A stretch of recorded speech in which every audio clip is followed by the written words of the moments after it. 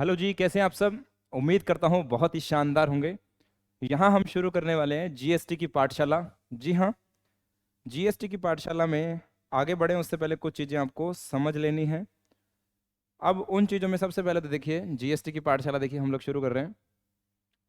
सबसे पहले तो आपको एक बात ध्यान रखनी है, ये जीएसटी की पाठशाला में आप जीएसटी को दो नज़रिए से समझेंगे। एक तो एग्ज़ाम पॉइंट ऑफ व्यू से, और दूसरा आपको कभी इसकी ज़रूरत पड़ जाए तो मेरी कोशिश ये है कि मैं इसको थोड़ा सा एक्सटेंडेड वे में, यानी कि आपकी नॉलेज बढ़ाता हुआ चलूँ, ताकि आपको पढ़ने में मज़ा भी आए। ठीक है, तो मेरा इस जीएसटी पढ़ाने का मकसद आपको यही है। दूसरा, आपको लैंग्वेज की जब मैं बात करता हूँ, दोनों लैंग्वेज के लिए ये सूटेबल रहेगा जो मैं क्लासेस लेने वाला हूँ, हिंदी और इंग्लिश के लिए भी। ठीक है, मैंने जो कंटेंट बनाया है वो मेरे खुद के लिए है, ताकि मैं इसको लिख सकूँ शॉर्ट फॉर्म में। बाकी जो लिखने वाला मैटर होगा, जो बताने वाला मैटर होगा, मैं आपको साइड बाय साइड वो भी बताता जाऊंगा। ठीक है, मैंने बिल्कुल इजी लैंग्वेज में लिखा हुआ है, मेन पॉइंट लिखे हुए हैं ताकि आपको समझ में आ जाए। तो कई स्टूडेंट होते हैं जो मैंने नोटिस किया है, वो जैसे इंग्लिश के कुछ अक्षर देखते हैं तो वो अपना दिमाग बिल्कुल रोक लेते हैं, जैसे पता ही नहीं क्या। तो आपको ऐसी कोई टेंशन वाली बात नहीं लेनी है यहाँ पर। तो मैंने सबसे पहले क्लैरिटी आपको ये दे दी कि आप दोनों लैंग्वेज के लिए, स्टूडेंट्स के लिए ये सूटेबल रहने वाला है। तीसरी चीज़, मैंने ऑलरेडी जीएसटी पे लगभग 2-3 महीने पहले रिकॉर्डिंग शुरू की थी, और मैंने एक चैप्टर को रिकॉर्ड किया था वाइड फाइल पे, मतलब वो सीए इंस्टीट्यूट की एक फाइल थी, वो बेसिक चैप्टर था। मैंने उस पे उसको समझाया था क्योंकि उसमें कुछ फैक्ट्स थे। ठीक है, इस पूरी सीरीज लगाने के बाद आपको वो लेक्चर भी लगाने हैं, क्योंकि उसमें कई बातें ऐसी हैं जो आपको पता होनी चाहिए, जो कि मैं यहाँ पर टेकअप नहीं करने वाला हूँ, क्योंकि यहाँ पर एक फ्लो सेट किया हुआ है, हम उस फ्लो में समझेंगे। इस सीरीज को लगाने के बाद आपको वो चैप्टर लगाने हैं। ठीक है, कुछ बातें उसकी यहाँ पर आ जाएंगी, कुछ बातें आपको सिर्फ वहीं पर मिलेंगी। ठीक है, क्योंकि मेन वहाँ पे संविधान से रिलेटेड कुछ बातें हैं जो कि मेरे इस फ्लो में जरूरी नहीं है, पर आपके एग्जाम पॉइंट ऑफ व्यू से वो आपके लिए जरूरी हो सकती हैं। ठीक है, तो उन चीज़ों को मैं यहाँ पर थोड़ा सा छोड़ के चलूंगा, क्योंकि वो मेरे फ्लो के लिए ज़रूरी नहीं है। ठीक है, वो आपके एग्जाम के लिए ज़रूरी है, इसलिए उसको इस सीरीज के बाद वहाँ जरूर से लगाएं। हाँ सर, समझ आ गया। चलिए, जीएसटी की फुल फॉर्म क्या है सबसे पहले तो ये समझ लो, क्योंकि जिसको शुरू कर रहे हैं। तो जीएसटी मतलब गुड्स एंड सर्विस टैक्स। यहाँ बेटा कुछ चीज़ें समझने वाली हैं, एक है टैक्स, एक है सर्विस, एक है गुड्स। ठीक है, हाँ सर। जब मैं आपको बात करता हूँ गुड्स एंड सर्विस टैक्स, तो इसके आगे इसका एक्ट भी है 2017, याद रखिएगा 2017। अब इसकी कुछ बातें चलते हैं, हम करते चलते हैं। पहली बात ध्यान रखिए, सबसे पहले जब मैं बात करता हूँ गुड्स की, सबसे पहले जब मैं बात करता हूँ गुड्स की, तो गुड्स का मतलब होता है माल। हालांकि इसकी डेफिनेशन पे नहीं आया हूँ मैं, इसकी डेफिनेशन तो अलग ही करनी है आपको। ठीक है, गुड्स मतलब माल।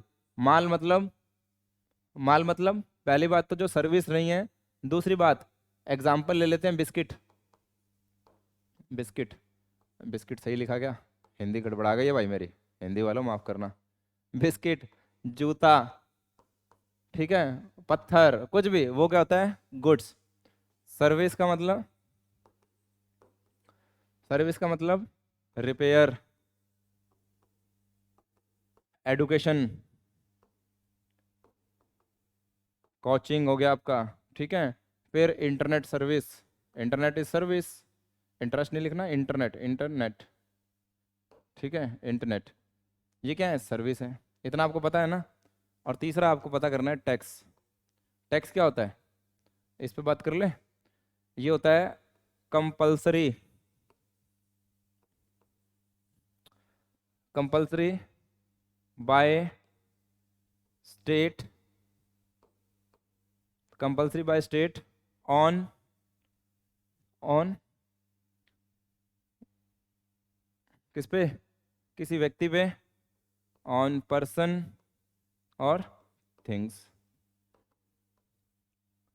देखिए क्या होता है, टैक्स का मतलब क्या होता है? कंपल्शन बाय लॉ होता है। ये देखिए, सबसे पहले तो आपको ये समझना है, ये कंपल्सरी होता है।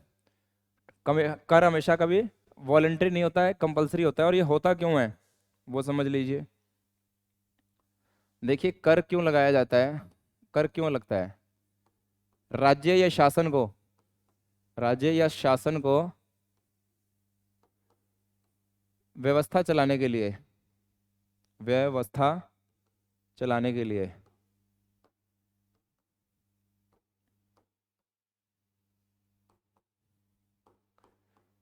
लिए, वित्त की आवश्यकता होती है,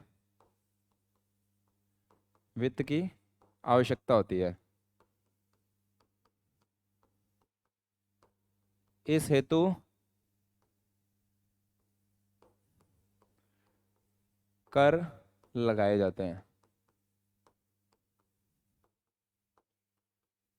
ठीक है, ये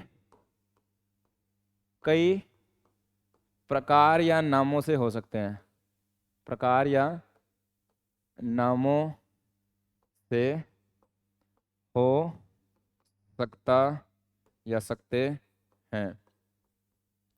उदाहरण के लिए,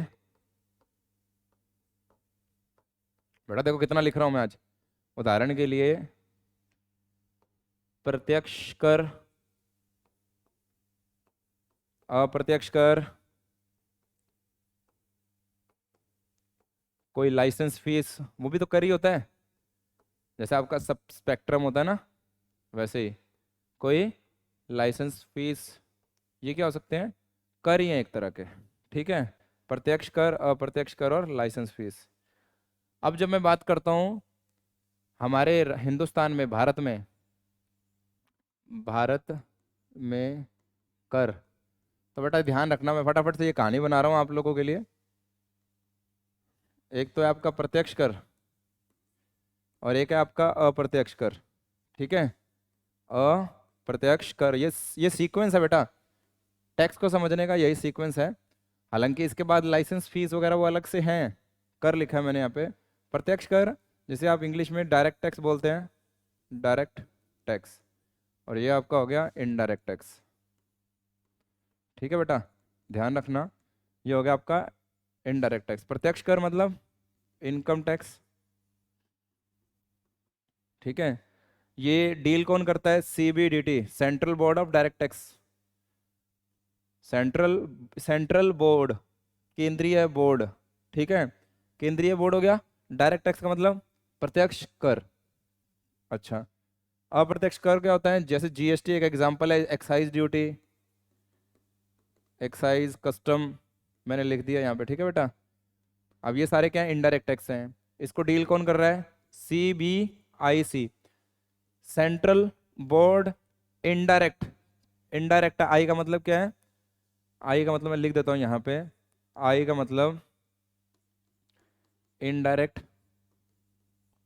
टैक्स, और सी का मतलब क्या है यहाँ पे, कस्टम।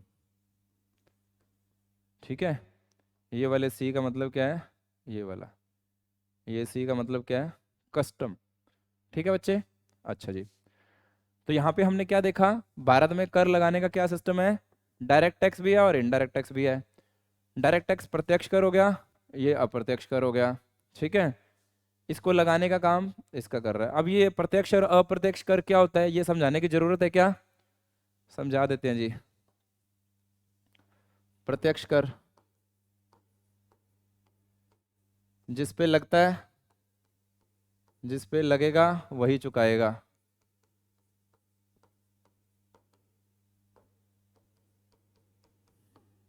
जैसे इनकम टैक्स। अप्रत्यक्ष कर में, आज तो लिखवा बहुत रहे हो, लगेगा किसी और पे, चुकाएगा कोई और।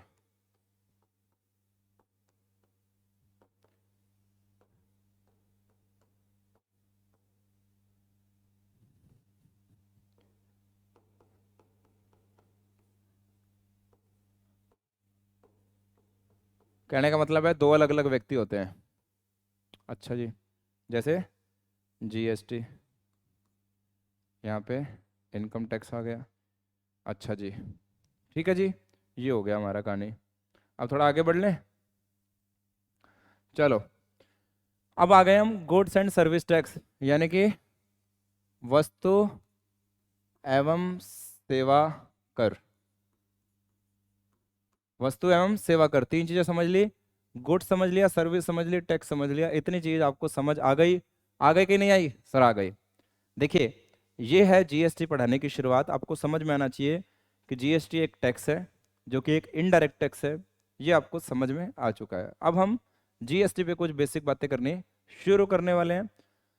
यहाँ पर जब मैं आगे बढ़ता हूँ तो आपको कुछ चीज़ें समझा देता हूँ। जीएसटी आने से पहले, जीएसटी आने से पहले क्या था, जीएसटी आया क्यों, उसके कुछ फायदे, उसको मैंने यहाँ पे कुछ पॉइंट्स में मिक्स कर दिया है। मिक्स करने का मतलब, मैं हालांकि अलग अलग पढ़ेंगे तो बहुत लेंदी हो जाता, उसको मैंने यहाँ पर कुछ लिखा है इन चीज़ों को। ठीक है, तो वन बाय वन हम कुछ करने की कोशिश करते हैं इसको। सबसे पहले तो जीएसटी है क्या। तो जीएसटी क्या है, एक इनडायरेक्ट टैक्स है, ये आपको पता चली गया है। अप्रत्यक्ष कर है जीएसटी। अप्रत्यक्ष कर क्यों है, क्योंकि चुकाएगा कोई और, क्योंकि चुकाएगा कोई और, लगेगा किसी और पे। ठीक है जी। सर पहले इस बात को क्लियर कर दो, चुकाएगा ये समझ नहीं आया। कोई बात नहीं, समझा देते हैं। Example, income tax. ठीक है, इनकम टैक्स में समझा रहा हूं पहले मैं आपको। अगर राम ने अगर राम ने 10 लाख रुपए 10 लाख रुपए 10 लाख रुपए लाभ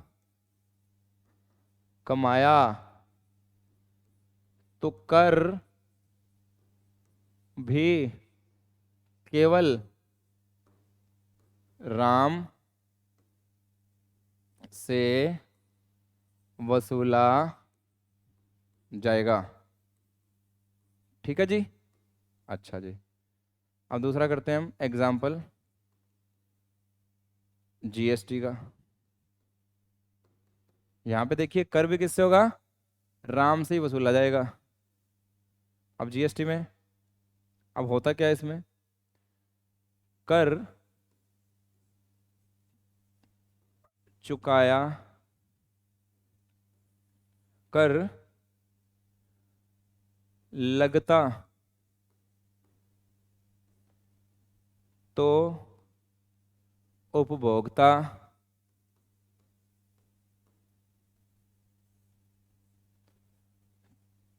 के ऊपर है, परंतु सरकार तक परंतु सरकार तक किसके माध्यम से, विक्रेता या सर्विस प्रदाता, या सर्विस प्रदाता, देखो हिंदी कितनी बढ़िया हो गई मेरी, के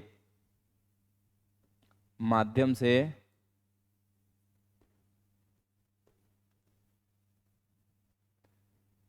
पहुंचाया जाता है।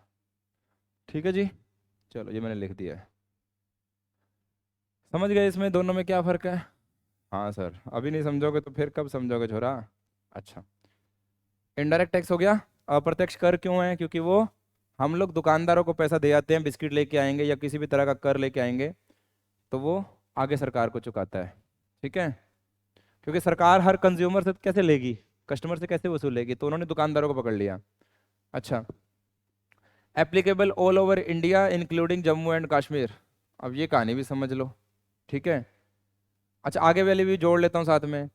जो गुड्स एंड सर्विस टैक्स है वो पास कब हुआ पार्लियामेंट से, 29 मार्च 2017 को, और लगा कब से, 1 जुलाई 2017 से ये लगा। ध्यान से सुनना बेटा मेरी बात को। दूसरा, पूरे पूरे भारत या हिंदुस्तान या इंडिया पर लगता है। अब ध्यान से सुनना, इसमें एक मेन पॉइंट है। जम्मू एंड, अच्छा, 1 जुलाई 2017 पूरे भारत, ठीक है, सिवाय जम्मू कश्मीर, जम्मू और कश्मीर। जम्मू और कश्मीर में 1 जुलाई को नहीं था। कब लगा, क्योंकि वहां खुद का अलग का संविधान था उनका। क्या हुआ, 8 जुलाई 2017 से J&K में। कब से लगा, 8 जुलाई 2017 से J&K में वो लगा था। अच्छा जी, ये चीज़ क्लियर हो गई। अच्छा, goods and service tax law in India is comprehensive, multi stage, destination base और वैल्यू एडेड। ये 4 टर्म लिखे हुए हैं यहाँ पे, है ना। कुछ चीज़ें क्या लिखा हुआ है, 4 टर्म लिखी हुई हैं। अब इन 4 टर्म का क्या मतलब है उसको देख लेते हैं हम वन बाय वन।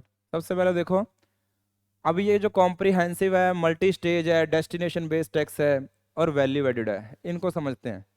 कॉम्प्रिहेंसिव का मतलब तो होता है कि वाइड जो फैला हुआ है, उसका तो कोई ज़्यादा टेंशन नहीं है।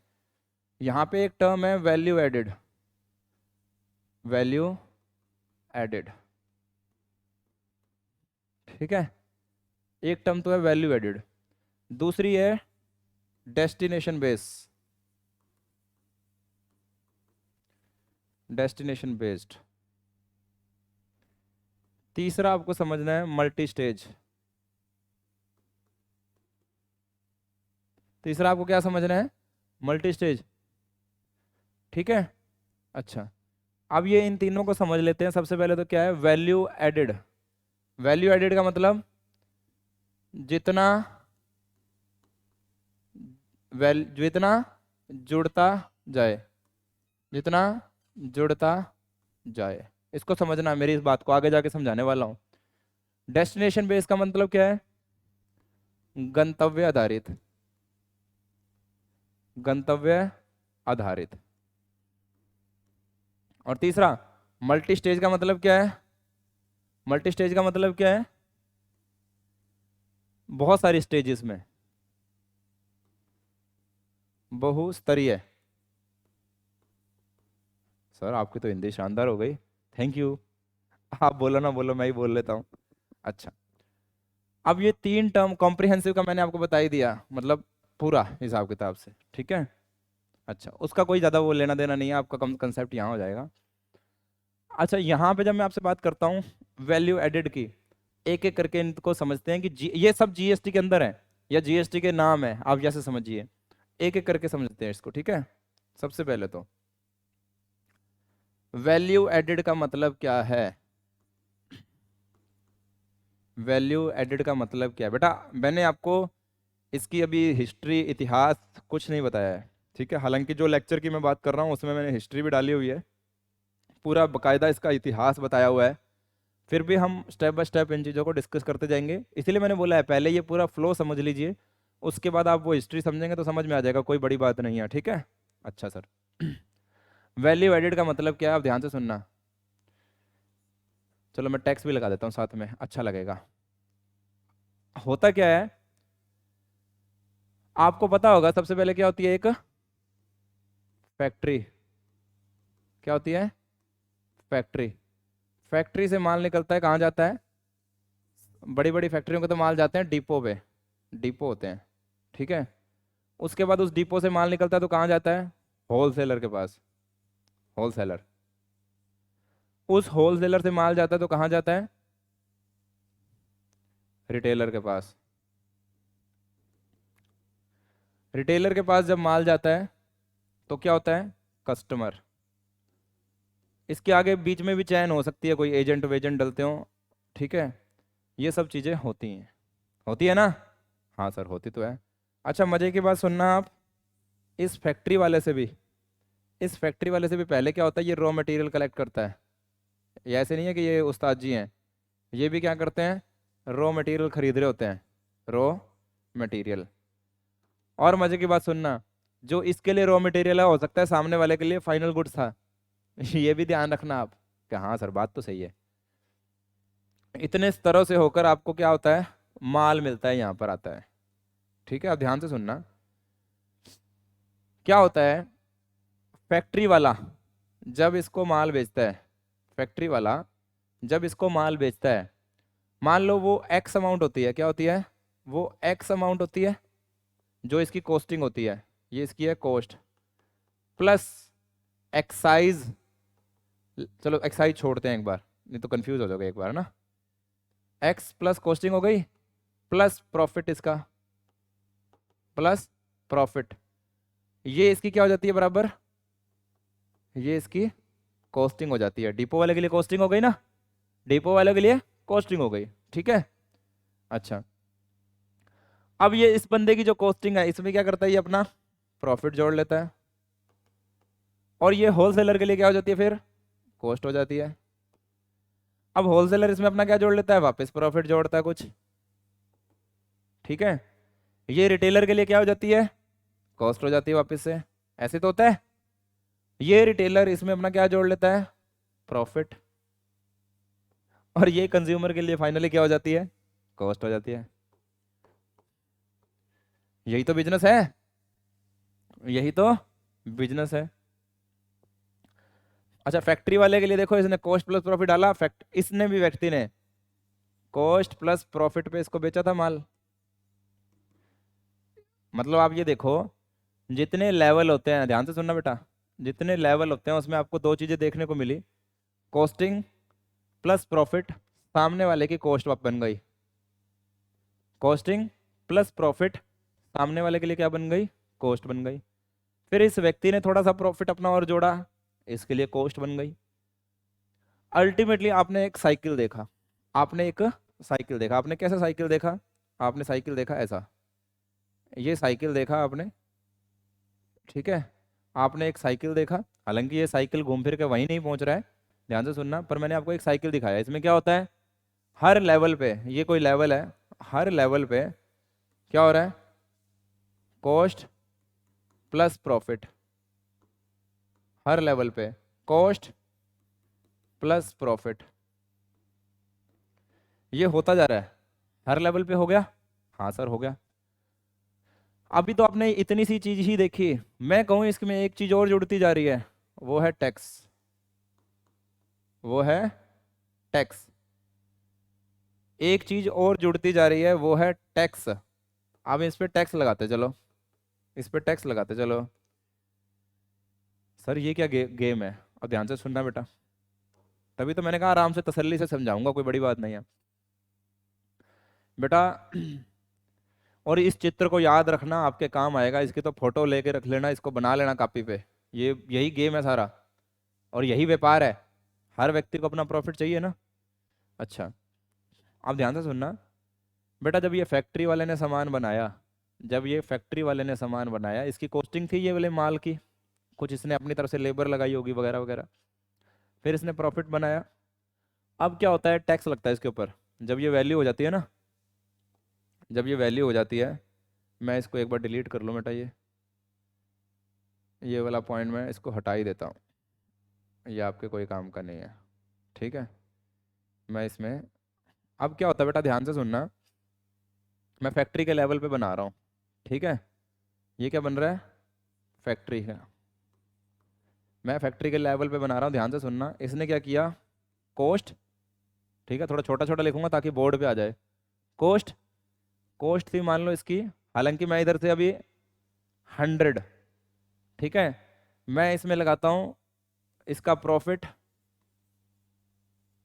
ध्यान से सुनना बेटा, इसका प्रॉफिट कितना लगाया है इसने, मान लो 20 रुपए। फिर क्या होता है, यहाँ पे लगता है एक टैक्स, इसको लगता है क्या, टैक्स। टैक्स का रेट मैं अभी राउंड फिगर में 10% मान रहा हूँ बेटा, तो टैक्स कितना हो गया, 12 रुपये हो गया, 12 रुपये हो गया, ठीक है।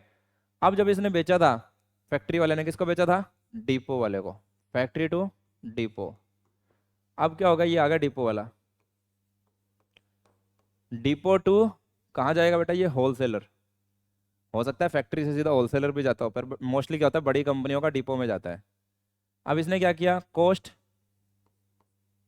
इसने क्या किया, कॉस्ट, इसकी कॉस्ट कितनी बेटा, 100 प्लस 120, ध्यान से सुनना बेटा, इसकी कॉस्ट क्या हो गई, 120 रुपये, समझ रहे हो। सर ये 12 रुपये क्यों छोड़ दिए, ये 12 रुपये क्यों छोड़ दिए, ये बाद की बात है बेटा, ये 12 रुपये, ये 12 रुपये क्या हो जाएगा, इसको भी एक बार पेंडिंग में डाल रहे हैं अपने, ठीक है, इसको छोड़ देना। कॉस्ट क्या है? प्रॉफिट। इसका प्रॉफिट कितना है? इसने मान लो प्रॉफिट लगा दिया 30 रुपए का, ठीक है जी। इसकी कॉस्ट इतनी थी, प्रॉफिट लगा दिया 30 का, टोटल हो गया 150। 150 पे 10% लगा दो आप टैक्स, नीचे से इधर ले आया मैं, ठीक है। 10% टैक्स कितना हो गया? 15 रुपए, ठीक है बेटा। अब किसके लिए बात कर रहा हूं मैं यहाँ पर? अब बात करता हूँ होलसेलर से रिटेलर, ठीक है बेटा, ध्यान रखना। इसकी कॉस्टिंग कितनी है? इसकी कॉस्टिंग कितनी थी बेटा? ये थी ना इसकी कॉस्टिंग 150। ये टैक्स क्या है अभी? पेंडिंग है, पेंडिंग 12 रुपये पेंडिंग। ध्यान से सुनते रहना बेटा। कॉस्ट क्या हो गई? 150 रुपये। इसका प्रॉफिट जोड़ दो, ये भी तो कमाएगा होलसेलर जो रिटेलर को बेच रहा है। इसने प्रॉफिट डाल दिया मान लो 50 रुपये का, मैं राउंड फिगर के लिए कर रहा हूँ बेटा, होता नहीं है वास्तविकता में, इतना ध्यान रखना, ठीक है। तो कितना आएगा टैक्स इस पे बेटा? टैक्स 10%, टैक्स का रेट थोड़ी ना चेंज होगा, तो टैक्स का 10% कितना हो गया? 20 रुपये, ठीक है। अब रिटेलर से कस्टमर, रिटेलर से कस्टमर। बेटा इसकी कॉस्ट कितनी है? इसकी कॉस्टिंग कितनी है? 200। कॉस्टिंग कितनी है? 200 रुपये, ठीक है। और ये भी तो 10%, ये प्रॉफिट जोड़ेगा। रिटेलर का प्रॉफिट थोड़ा सा ज्यादा होता है बेटा, रिटेलर का प्रॉफिट थोड़ा ज्यादा रखता है वो, क्योंकि उसके पास ग्राहक कम आते हैं। तो ये कितना हो गया? 300, ठीक है। ये कितना हो गया? 300। टैक्स अलग से लगाएगा ये 10%। थोड़ा सा इसको अपने ऊपर करते हैं, देखते हैं क्या आता है।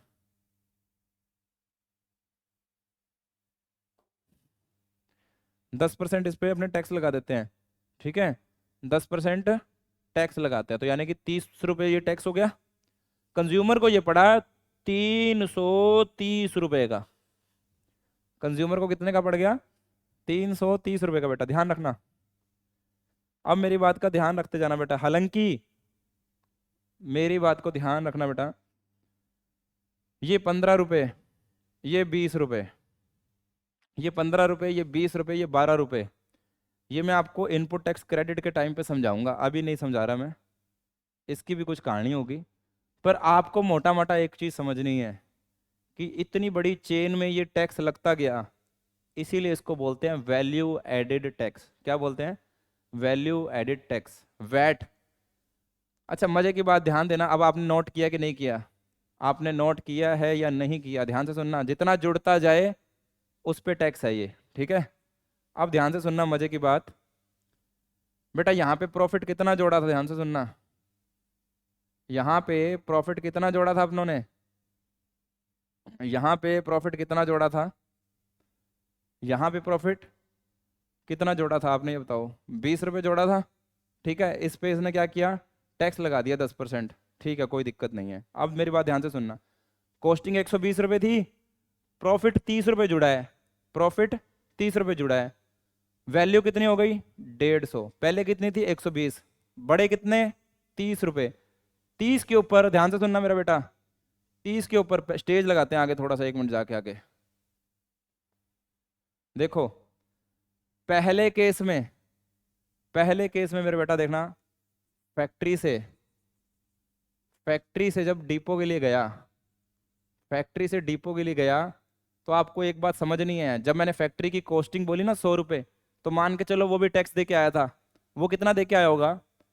देखो उसने टैक्स लिया 12 रुपये आपसे, उसने 12 रुपये टैक्स लिया, वो 10 दे के भी आया था पीछे, क्योंकि 100 रुपये उसकी कॉस्टिंग थी, आप ऐसे लो, ठीक है। तो वैल्यू एडिशन देखो यहाँ पे क्या हुआ? 2 रुपये। यहाँ देखो टैक्स में 2 रुपये आए, और 2 रुपये किस पे हैं? 20 रुपये के ऊपर नहीं था ये? 20 रुपये बढ़े तो 2 रुपये टैक्स आ गया। समझ आ रहा है आपको? अब ध्यान से देखना बेटा, दूसरी स्टेज, 1 नंबर हो गया। अब दूसरा नंबर क्या हुआ था? डिपो से होलसेलर, ये चीज समझ में आ गई ना बेटा, आपको एक इनपुट टैक्स क्रेडिट का कॉन्सेप्ट समझाना है मैंने, वो समझ में आ जाएगा। होलसेलर, यहाँ पे क्या हुआ बेटा, ध्यान से सुनना, 15 रुपए माइनस 12 रुपए बराबर 3 रुपए का क्या हुआ, वृद्धि हुई थी, 3 रुपए की वृद्धि हुई थी, किस पे, 30 रुपए प्रॉफिट बढ़ाया था। समझ आ रहा है, 30 रुपए बढ़े थे तो 3 रुपए टैक्स बन गया ना। अब ध्यान से सुनो, अगला तीसरी स्टेज, तीसरी स्टेज क्या थी, होलसेलर से रिटेलर। बेटा टैक्स कितना आया था, 20 रुपए, 20 रुपए माइनस 15 रुपए बराबर 5 रुपए, क्यों, 50 रुपए प्रॉफिट डाला था, 50 रुपए प्रॉफिट डाला था ना। हाँ सर कुछ तो किया था, पता नहीं क्या किया था, कोई बात नहीं मैं दोबारा दिखाऊंगा। फिर उसके बाद रिटेलर से कस्टमर गया था, रिटेलर से कस्टमर, 30 - 20, 10 रुपए, क्या 100 रुपए प्रॉफिट नहीं जोड़ा था उसने, सर कुछ तो किए थे आप। चलिए कोई बात नहीं। बेटा एक बात देखो, टैक्स का रेट क्या था, 10%। जितना जितना मैं प्रॉफिट जोड़ता गया, क्या उतना उतना टैक्स बढ़ता गया। अब देखो पहले वो 10 रुपए का टैक्स मान के आए थे अपने, 10 का मान के आए थे ना, समझ रहा, 10 रुपए का प्रॉफिट। अब ध्यान से सुनना बेटा, यहाँ देखो, यहाँ इसका कॉस्टिंग 100 रुपए था, तो मान के चलते हैं 10% टैक्स इसके अंदर था, 10% टैक्स इसमें था, 10% टैक्स इसमें था। ध्यान से सुनना बच्चे, तो 10 रुपए थे, 12 रुपए आए, तो 2 रुपए का डिफरेंस आया, किस पे आया, ये प्रॉफिट वाली वैल्यू पे। यानी कि जितना आप वैल्यू ऐड करोगे ना, उतना टैक्स का डिफरेंस आता जाएगा। अब मेरी बात ध्यान से सुनना, एक और आगे ध्यान से सुनना मेरी बात को, स्टार मार्क कर रहा हूं। मैंने सिर्फ प्रॉफिट जोड़ा है, अगर कोई और खर्चे जुड़ते, और खर्चे जुड़ते, तो उस पर भी, तो उस पर भी टैक्स जुड़ जाता। समझेगे, अब सीधी सी बात है ना, मैंने क्या किया, मैंने कॉस्ट प्लस प्रॉफिट जोड़ा था। मान लो मैं कोई खर्चा जोड़ देता यहां पे, तो बराबर जो वैल्यू आती, जो वैल्यू आती उसी पे तो टैक्स लगता, जो वैल्यू आती उसी पे तो टैक्स लगता मेरे भाई। तो इसीलिए जितनी भी वैल्यू ऐड होगी, इसको बोलते हैं वैल्यू ऐड होना, इसको बोलते हैं वैल्यू ऐड होना। एक्चुअल में जो कॉस्ट लग के आई वो तो ठीक है, अब आप कहोगे सर ये कॉस्ट में ये कॉस्ट जोड़ दो, ये मैं कहता हूं जो लास्ट लग के आई थी, कॉस्ट जो लग के आई थी, जो लग के आई हुई थी, जो लग के आई हुई थी, उसमें मैंने ये चीजें जोड़ दी, तो ये डिफरेंस जो टेस्ट टैक्स का आएगा वो किस पे आएगा, इसी वैल्यू पे तो आएगा, इसी वैल्यू पे तो आएगा। ठीक है, हाँ सर। चलो वापस चलते हैं, तो वैल्यू एडेड समझ में आ गया आपको, वैल्यू ऐड का मतलब समझ में आ गया ना, कि जितनी जितनी जुड़ेगी उस पे ये टैक्स लगता जाएगा। इसीलिए आपको याद होगा एक वैट लगता था, वैट, जीएसटी आने से पहले वैट लगाया जाता था। ठीक है, तो ये वैल्यू एडेड सिस्टम हो गया हमारा क्लियर। अच्छा, अब ये क्या कहता है, मल्टी स्टेज, तो मल्टी स्टेज भी आपका क्लियर हो गया, ये वही है, कौन सा, factory to depot to wholesaler to retailer to customer. तो ये मल्टी स्टेज है, अलग अलग स्टेज पे लगता जाता है, ये भी क्लियर हो गया। अब रह गया आपका डेस्टिनेशन बेस्ड सिस्टम। अब ये क्या चीज़ है, अब ध्यान से सुनना बेटा,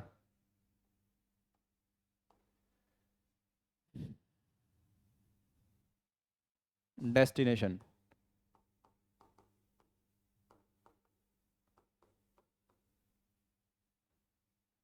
अब ये क्या कहानी है बेटा, ध्यान से सुनना। आपको सिस्टम तो समझ में आ गया ना? हाँ। अब जीएसटी आने से पहले की बनाते हैं हम। जीएसटी जीएसटी आने से पहले, जीएसटी आने से पहले क्या होता था, ध्यान से सुनना। ये एक बंदा है, ये क्या है, ए। ये क्या है, ए। ये सामान बेचता है किसको, बी को। ध्यान से सुनना बेटा। ये सामान देता है सी को। सी नहीं लिखते हैं, मैं यहाँ पर डी लिख देता हूँ। सी का मतलब कस्टमर रखेंगे हम, ठीक है। और ये व्यक्ति सामान दे देता है सी को। सी माने कस्टमर, ठीक है। ये ध्यान रखना बेटा। ये कहाँ का है, ये है मान लो जयपुर का। ध्यान से सुनना बेटा, ये जयपुर का। ये क्या है, ये है आप ये ले लो। मैं इसको लेता हूँ, यूपी का लिख देता हूँ मैं सीधा। जयपुर मतलब राजस्थान।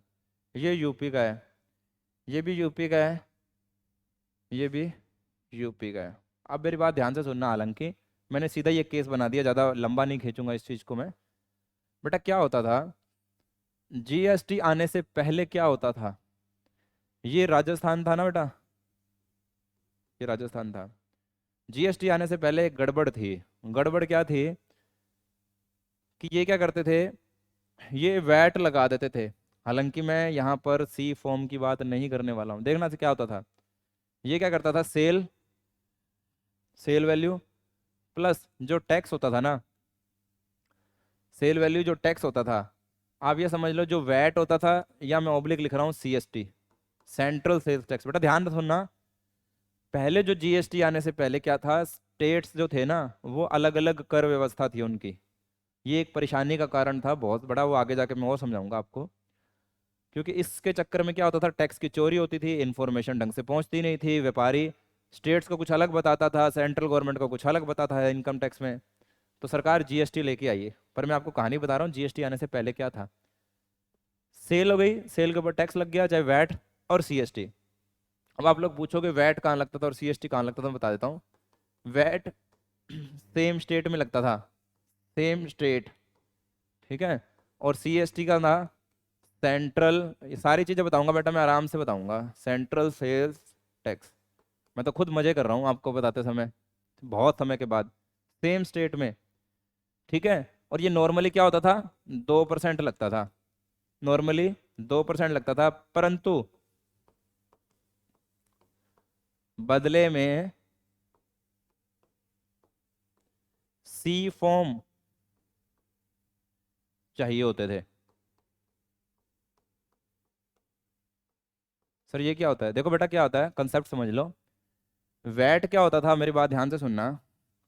अगर ये राजस्थान की राजस्थान की सेल राजस्थान में ही हो रही है सॉरी,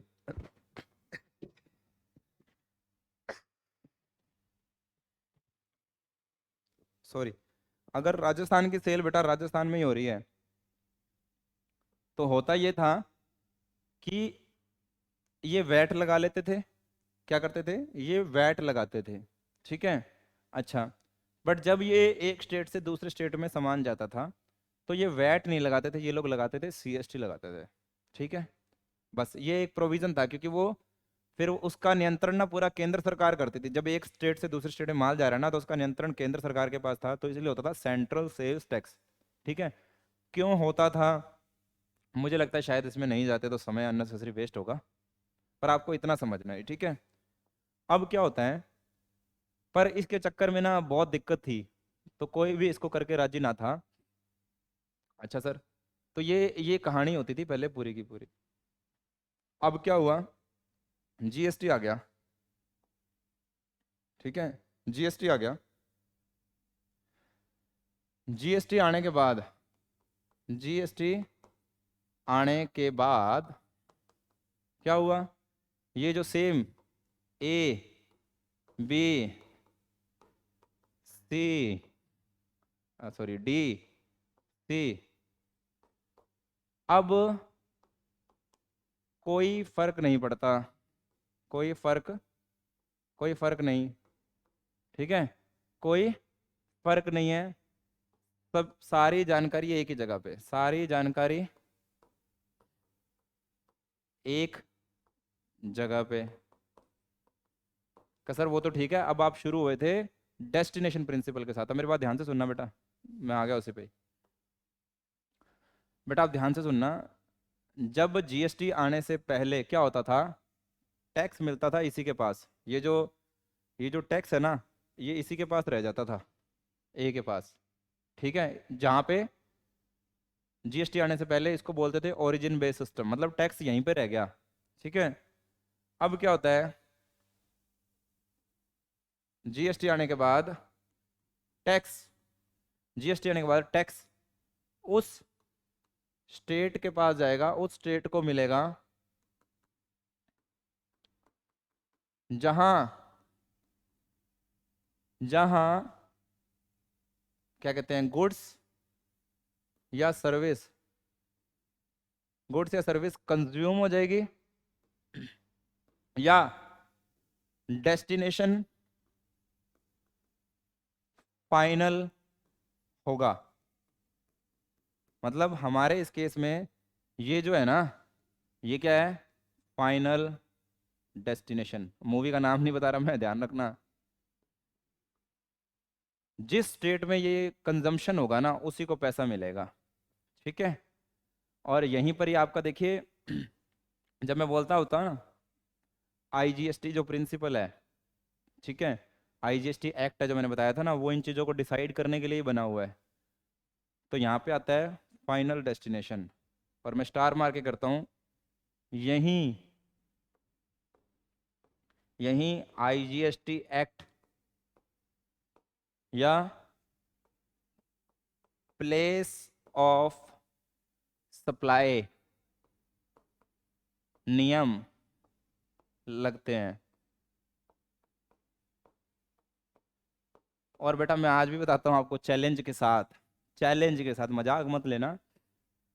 जितने भी लोग सीए में भी पढ़ाई करवा रहे होंगे, जितने भी लोग सीए में पढ़ाई करवा रहे होंगे, क्योंकि वो तो रेगुलर इन चीज़ों को पढ़ते रहते हैं, पर वो रट्टाफिकेशन, हम लोग प्रैक्टिकल बात करते थे। ये जो नियम है ना, ये जीएसटी में सबसे खतरनाक नियम है, और यही सबसे बड़ा क्लेश है जीएसटी में। और ये जरूरी क्यों है बेटा, मैं अब वो समझा देता हूँ, ध्यान से सुनना। होता क्या बेटा, पैसा कौन से राज्यों को मिलेगा, जहाँ पे मैंने बता दिया फाइनल डेस्टिनेशन होगा, ठीक है। अब सपोज करो ये 4 राज्यों से घूम के जाता, सपोज करके देखना बेटा, राजस्थान से माल निकला पंजाब, पंजाब से चला गया यूपी, जाता है ना ऐसे माल, जाता है बिल्कुल। यूपी से माल निकला कर्नाटका पहुंच गया, पैसा कहाँ जाना चाहिए आपको, आप कहोगे कर्नाटका जाना चाहिए सर, क्योंकि कर्नाटका पहुंच गया लास्ट में माल, उसके आगे वहीं कंज्यूम हो गया। वेरी गुड बेटा, आपको ये मैंने बहुत साधारण बता दिया। प्रैक्टिकल लाइफ में बहुत सारी ऐसी सिचुएशन हो जाती हैं जब ये डिसाइड करना मुश्किल हो जाता है, उसके लिए बने हैं ये नियम, ठीक है। सर्विस के केस में बेटा और मुश्किल हो जाता है, क्योंकि सर्विस दिखती ना है। गुड्स में तो क्या होता है, बिल विल कटते हैं, दिखती है कहाँ जा रहा है गुड्स। सर्विस के केस में वैसे ना दिखता बेटा। तो कलेश क्या हो जाएगा, पैसा मिलना था कर्नाटका को, पैसा कहाँ मिलना था, कर्नाटका को, चला गया यूपी के पास। कर्नाटका वाला मांगेगा, यूपी वाला देगा नहीं, ये लड़ मरेंगे आपस में, लड़ेंगे मरेंगे, पकड़ेगा कौन आएगा, व्यापारी, जिसने ये काम किया, उससे पेनल्टी लगेगी, उसका इंटरेस्ट लगेगा, और पता नहीं क्या क्या बेटा। यही है पूरा जीएसटी में लफड़ा। और आने वाले टाइम में, क्योंकि अभी तक तो अधिकारियों को पता भी नहीं, और ये हम लोग सोल्व करते होते, अभी केस खुलेंगे, 2017 के जब आए थे ना, अभी उसके केस खुलने शुरू नहीं हुए, ठीक है। तो मैं इसीलिए कह रहा हूँ, अगर जीएसटी ढंग से किसी ने समझा होगा, मतलब जीएसटी का असली कलेश तो अब सामने आएगा। अब आप खुद सोचो, पैसा किसका, कर्नाटका का, पहुंच गया यूपी, ये चीज हुई है, बहुत लोगों ने गलतियां करी हैं, चार्टर्स ने गलत सलाह दी है। सम हाउ मैं जब ऑडिट करने जाता था, तो वहां पे जब मैं इन चीजों को चेक करता था, तो अब क्या ही करे, माथा पकड़ के बैठ जाते थे, व्यापारी कहता सर गया, अब क्या ही कर सकते हैं, ठीक है। चलो, ऐसा बहुत कुछ हुआ। तो अब क्या हुआ, कुल मिला के डेस्टिनेशन का मतलब समझ गए। डेस्टिनेशन का मतलब मैं आपको लिखवा देता हूँ लास्ट में, जहां गुड्स सर्विस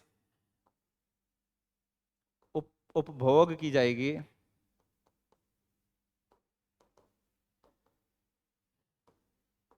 वहीं कर, या मैं ऑब्लिक लिख रहा हूँ, जीएसटी का डेस्टिनेशन, जिसे मैं हिंदी में क्या लिख रहा हूँ, गंतव्य माना जाएगा।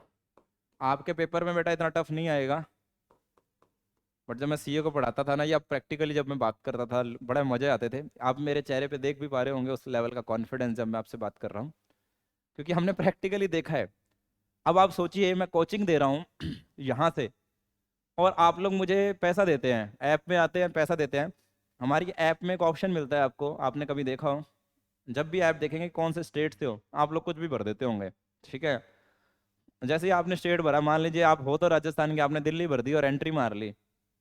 आपने जब कोर्स खरीदा, हम जब वो चुकाते हैं ना पैसा, हम जब सरकार को देते हैं, तो सोचिए, आप हो राजस्थान के आपने भर दिया कुछ और, अब पैसा कहाँ जाएगा, ठीक है। ऑनलाइन कोचिंग पता ही नहीं, अब पैसा डेस्टिनेशन बेस है, मैं किसको दूं, आपके केस में बताओ।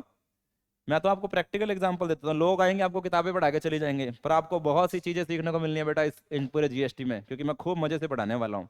आपको भी समझ में आएगा कि सर बात तो सही कर रहे हैं। आप खुद बताइए, क्या मैं गलत बात कर रहा हूँ। पैसा किसको देंगे आपके केस में, बच्चे बहुत करते हैं ऐसा, है वो गंगानगर का, भर रहा है वो, जब ऐप खुलती है, इसीलिए तो पता ही नहीं ना कहाँ पैसा जाए। अच्छा जी, ये तो हो गया आपका पहला केस। और इससे बढ़िया केस क्या होगा, अब बात करते हैं ऑनलाइन स्ट्रीमिंग, आप मूवी देख रहे हो, ऑनलाइन स्ट्रीमिंग में आप मूवी देख रहे हो। जब आप मूवी देख रहे हो, तो आपका क्या हो गया, कहाँ से हो क्या ही पता, कौन से शहर से हो, ट्रैकिंग तो आप करने नहीं देते। तो अब जब वो मूवी की सर्विस आपने ली, उस पर जीएसटी भी होता है उसके अंदर, वो सरकार कहाँ दिया जाएगा, सबसे बड़ी बात है देखने वाली बात, समझ रहे हैं आप। तो कौन से सरकार को दें, क्योंकि जहाँ यूज़ होगा, एक्चुअल में ये डिसाइड करने के लिए place of provision of service, पहले सर्विस टैक्स में होता था, अब क्या है यहाँ पे आपका पॉइंट ऑफ सेल्स ढूंढा जाता है कि भैया कहाँ पर वो मानी जाएगी। सेम गुड्स के केस में मान लेते हैं आप, दिल्ली गए हैं, गंगानगर से ना लोग दिल्ली जाते हैं माल खरीदने, ठीक है, क्योंकि वहाँ बड़े बड़े बाजार हैं। अब क्या होता है, कुछ लोग बिल नहीं कटवाते, बिल कटवाएंगे तो एड्रेस गंगानगर का आएगा, जीएसटी लेना पड़ेगा, बहुत सारे चक्कर है। कुछ लोग बिना बिल के काम करते हैं, टैक्स ना देना पड़े। अब जो दिल्ली का व्यापारी है, वो तो टैक्स ला के माल लाया हुआ है, वो तो डेस्टिनेशन ये दिखा रहा है कि दिल्ली में माल आया हुआ है, उन्होंने जिस भी फैक्ट्री से माल मंगवाया था उन्होंने दिल्ली में मंगवा लिया, ठीक है। आपको बहुत चीज़ें सीखने वाली हैं बेटा, आप ध्यान से सुनना। माल दिल्ली में आया हुआ है, दिल्ली का सदर बाजार है, दिल्ली का करोल बाग है, दिल्ली का नेहरू प्लेस है, ठीक है, दिल्ली के और बहुत सारे बाजार है, चावड़ी बाजार है, कश्मीरी गेट पे लगते हुए बाजार हैं, बहुत सारे हैं। माल बिक गया वहाँ पे, साउथ एक्स है, लाजपत मार्केट है, कि सर कितने मार्केट घूमे हो, बहुत घूमे हैं। तो अब जब आप माल लेके आते हैं, बिना बिल के लोग माल ले आते हैं। अब ध्यान से सुनिए, हमने केजरीवाल सरकार को बहुत सुना होगा, केजरीवाल सरकार जी, ये दिल्ली सरकार की बात कर रहा हूँ, कोई पर्टिकुलर पार्टी पे मत लेके जाइएगा इसको। आपने सुना होगा दिल्ली सरकार इतना खर्चा कर रही है, उतना खर्चा कर रही है, ये सब्सिडी दे रही है। एक्चुअली मजे की बात बताऊँ आपको, राजस्थान, पंजाब, हरियाणा, यूपी, मध्य प्रदेश, हिमाचल, और जो भी दिल्ली से जुड़े हुए स्टेट्स हैं, वहाँ से व्यापारी दिल्ली आता है, बिना बिल कटाए माल ले जाता है। अब फाइनल डेस्टिनेशन पैसा दिल्ली में ही दिखता है, क्योंकि माल दिल्ली में था, ऐसा माना जाता है दिल्ली में खप गया माल, पैसा सारा दिल्ली सरकार के पास। मतलब इन स्टेट का जो पैसा इन स्टेट को मिलना चाहिए था जब ये बिल कटाते, उस बिल ना कटाने के कारण पैसा गया दिल्ली सरकार को। ये कौन बता सकता है आपको, ये कोई चार्टर्ड अकाउंटेंट जो प्रैक्टिकली डील कर रहा हो उसको मालूम है ये चीजें। दिल्ली सरकार के पास पैसा, दिल्ली में जो गुड्स यूज हो रहा है उसका तो आ ही रहा है, इस अनाप शनाप चीजों का पैसा भी दिल्ली सरकार को मिल रहा है, ठीक है। तो आप समझिए दिल्ली के पास पैसे की कमी कहाँ से आएगी, पैसा दिल्ली के में अंदर ही रहेगा, दिल्ली में अंदर रहेगा तो दिल्ली सरकार के पास आएगा पैसा। तो भैया बांटो सब्सिडियाँ, क्या ही फर्क पड़ता है। जो पैसा कायदे से इन स्टेट्स के पास आना चाहिए, वो व्यापारियों के कारण जो बिल नहीं लेके आए, उस चक्कर में पैसा कहाँ रह गया, दिल्ली में ही रह गया। और इसीलिए डेस्टिनेशन बेस, मतलब जहाँ पे डेस्टिनेशन पाया जाएगा, फाइनल जगह पाई जाएगी। इसीलिए ये चीज़ें मैटर बहुत करती हैं। जीएसटी आपको समझ में आएगा बेटा, बहुत मज़ेदार चीज़ें मैं आगे डिस्कस करने वाला हूँ आप लोगों के साथ। अच्छा, समझ आ गया आपको, ठीक है सर। तो इसीलिए इसको गंतव्य आधारित टैक्स भी बोला जाता है। तो आपको क्या क्या सीखने को मिला यहाँ पर, आपको यहाँ सीखने को मिला वैल्यू एडेड मिल गया, डेस्टिनेशन मिल गया, मल्टी स्टेज मिल गया, और मैंने एक चौथी चीज और बोली, कंजम्पशन या उपभोग आधारित टैक्स।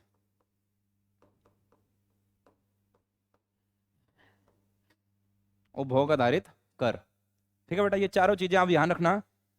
जीएसटी में ये क्वेश्चन पूछे जाते हैं, ये नाम है जीएसटी के। अच्छा सर, देखो अभी तो शुरू हुआ है आपका जीएसटी, शुरू होने से पहले देखो कितना लंबा खिंच गया ना, खिंच गया ना। बात तो सही है सर, आगे और आएगा मजा आपको। एक मिनट, चलिए ये समझ में आ गया। अब सिंपल वर्ड में क्या है, गुड्स एंड सर्विस टैक्स क्या है, एक इनडायरेक्ट टैक्स है जो कि supply of goods and service पे लगता है। अच्छा, एक पॉइंट और है जो कि आपको मैं ऑलरेडी समझा चुका हूँ।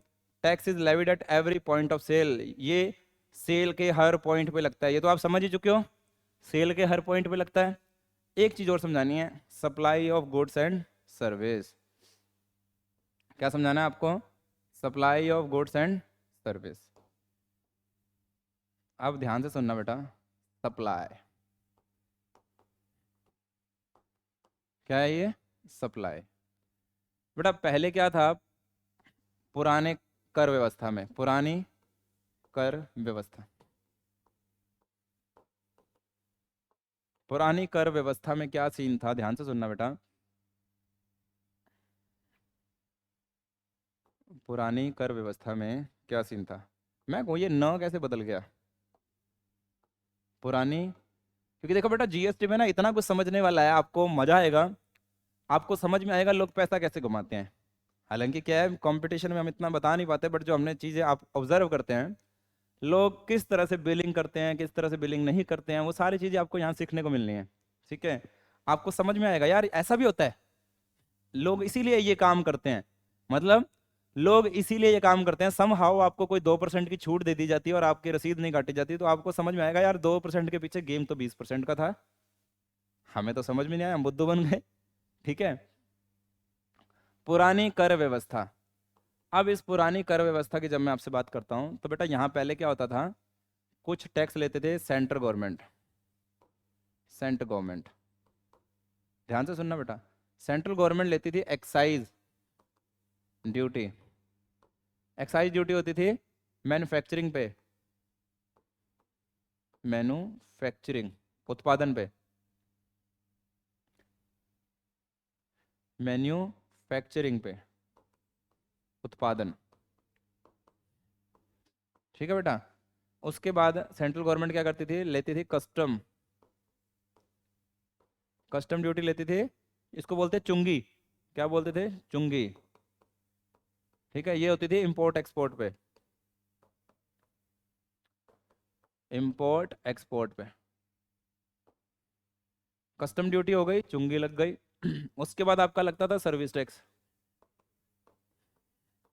उसके बाद क्या लगता था, सर्विस टैक्स। अब जो सर्विस टैक्स था, ये सर्विस प्रोविजन पे, प्रोविजन का मतलब होता है प्रोवाइड करने पे,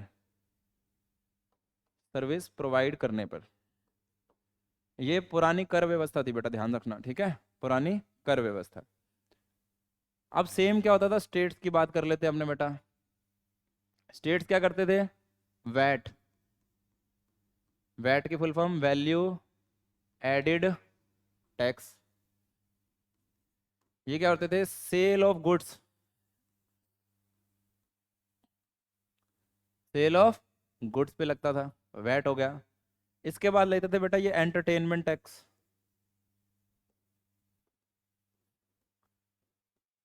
एंटरटेनमेंट टैक्स, मनोरंजन कर, मनोरंजन कर। ठीक है, ये किस पे लगता था, ये लगता था आपके वाटर पार्क, मनोरंजन की जगहों पे, सिनेमा पे, सिनेमा, मनोरंजन घर, वाटर पार्क वगैरह होते थे ना, जहाँ पे भी एक्सेल वर्ल्ड में रहूंगा मैं, घर नहीं जाऊंगा मैं, वो होती थी ना बातें।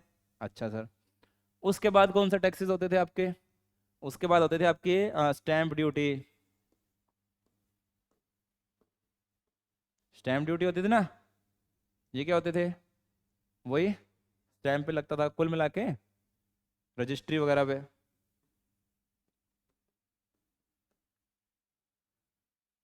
अब मेरी बात ध्यान से सुनना, और बहुत सारे कर थे। अब अपने क्यों करने आए थे ये, अब ये सप्लाई क्या है, ध्यान से सुनना, वैसे तो आगे जाके मैं आपको और समझाऊंगा। अब क्या हुआ, सप्लाई क्या हो गया, जब इन दोनों को मिलाया गया, इस सारे सिस्टम को मिलाया गया, पूरे के पूरे सिस्टम को, तो उसमें उन्होंने ये डेफिनेशन क्या कहा, देखो एक्साइज ड्यूटी खत्म ही कर दी इन्होंने, काटा लगा दिया एक्साइज ड्यूटी पे, खत्म। कस्टम आज भी है, इसको जीएसटी से बाहर है, ये मैंने आपको बताया ना, CBIC, indirect tax and custom. Custom अलग ही लगता है, ये चुंगी पे, इंपोर्ट एक्सपोर्ट पे, इसका जीएसटी से कोई लेना देना नहीं है। सर्विस टैक्स खत्म करके सप्लाई लिख दिया गया, मतलब आप एक बात समझिए, सर्विस टैक्स की जगह पे अब क्या वर्ड यूज होता है, सप्लाई, यानी कि जीएसटी। सर्विस को कहाँ डाल दिया, सप्लाई बना दिया। पहली बात तो सर्विस का प्रोविजन को क्या बोल दिया इन्होंने, सप्लाई बोल दिया, शब्द बदल दिए। वैट जो लगता था क्या करते थे, सेल, सेल का अब क्या कर दिया इन्होंने, सप्लाई। बस सेल नहीं वर्ड यूज होता, दुकानदार तो आज भी सेल वर्ड यूज करते हैं, पर इसको क्या बना दिया, सप्लाई। एंटरटेनमेंट की जगह पे क्या बना दिया, सप्लाई। स्टैंप ड्यूटी आज भी जिंदा है, इसके ऊपर भी कहानी हम डिस्कस करेंगे, हालांकि मेरे वो वाले लेक्चर जो मैंने अलग से लेक्चर बोला आपको, वहां भी सीखने को मिल जाएगी सारी कहानी। तो ये सारी की सारी क्या बन गई, सप्लाई बन गई। आगे जाके मैं आपको हर चीज में बताऊंगा कौन कौन सा टैक्स क्या बन गया, पर अभी आपको इतना समझ में आ जाना चाहिए कि जीएसटी क्या है, टैक्स क्या होता है, टैक्स लगाने की पावर किसके पास है, ये 5 चीजें, ये हमने बढ़िया तरीके से इसको समझा है ना। और मैं उम्मीद है बहुत डिटेल में करवाऊंगा बेटा, जीएसटी जिंदगी में नहीं भूलोगे, क्योंकि मुझे पता है आप लोगों ने कॉलेज में इसको पढ़ा नहीं है। और जीएसटी कॉमर्स के स्टूडेंट को तो आना ही चाहिए, क्योंकि अगर वो काम करना चाहे अकाउंट्स के फील्ड में भी तो उसको समझ होनी चाहिए, ठीक है। तो उम्मीद करता हूँ आपको ये मेरी मेहनत पसंद आ रही होगी। अगर अच्छा लगता तो वीडियो को लाइक जरूर करना और अपना शेयर जरूर करना, और अपने फीडबैक जरूर हमें देते रहिए। मिलते हैं नेक्स्ट वीडियो में, तब तक के लिए टेक केयर, बाय बाय।